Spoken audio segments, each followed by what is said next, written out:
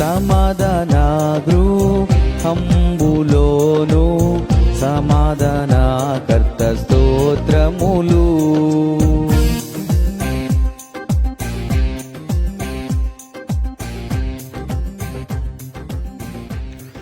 ఆశీర్వాదాలన్నీ నావే. దేవుని సమాధానమును అనుభవించుట. మీరు నా వలన ఏవి నేర్చుకుని అంగీకరించుతారో, నా యందున్నట్టుగా ఏవి వింటిరో, ఏవి చూచితరో అట్టి వాటిని చేయుడి. అప్పుడు సమాధానకర్తయగు దేవుడు మీకు తోడై ఉండును. ఫిలిప్పి 4:9. దేవుని గుణలక్షణాలను బట్టి ఆయనకు అనేక నామములు ఉన్నవి. మనం అనేకసార్లు వాటి అర్థం పరమార్థం గురించి లోతుగా ఆలోచించకుండానే ఈ పేర్లను ఉచ్చరించినప్పటికీ దేవుడు తనను తాను అభివర్ణించుకుంటూ పలికిన నామములకు మరియు తన ప్రజలకు అనుగ్రహించిన నామములకు అధిక ప్రాధాన్యతనిస్తున్నాడు. తనను తాను మనకు బయలుపరచుటకు ఆయన వాడిన ఇతర నామములు మహిమగల దేవుడు, నిరీక్షణకర్తయగు దేవుడు, సర్వకృపానిధియగు దేవుడు, ఆకాశమందున్న దేవుడు, సైన్యములకు అధిపతియగు దేవుడు, ఆదరణకర్తయగు దేవుడు.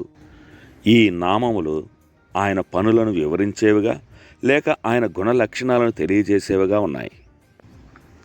ఫిలిప్పి 4:9లోని ఈ లేఖన భాగం అక్కడి విశ్వాసులకు పౌలు చేసిన బోధలలోని అనేక అంశాలను వారు దాన్ని అనుసరించుటకు గుర్తు చేసేదిగా ఉన్నది. ఆయన వారు ఉపాధ్యాయుడు, వారు ఆయన విద్యార్థులు. ఆయన వారికి సత్యమును అనుగ్రహించేవాడు, వారు పుచ్చుకునేవారు. ఆయన ప్రసంగికుడు, వారు ఆయన శ్రోతలు. ఆయన క్రీస్తుకు మాదిరి, వారు ఆయనను అనుకరించేవారు. దేవుని పలు విధాలైన కృపను గురించి తెలియజేసే చక్కని సమగ్రమైన పద్ధతులకు ఆయన రూపకల్పన చేశాడు. మనం రాయబడిన దేవుని వాక్యంపై ఆధారపడ్డాం. క్రీస్తు రహస్య ధననిధిని మనం కనుగొనేందుకు ఈ వాక్యం పరిశుద్ధాత్మను ద్వారా ఒక క్రమ పద్ధతిలో పేర్చబడింది.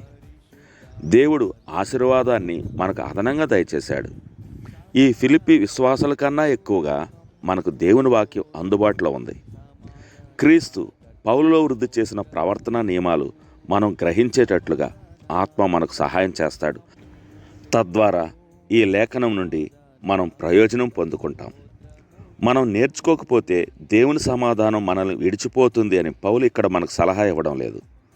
సమాధానకర్తయకు దేవుని సన్నిధికున్న ఒకే ఒక షరతు ఏంటంటే రక్షించే విశ్వాసం.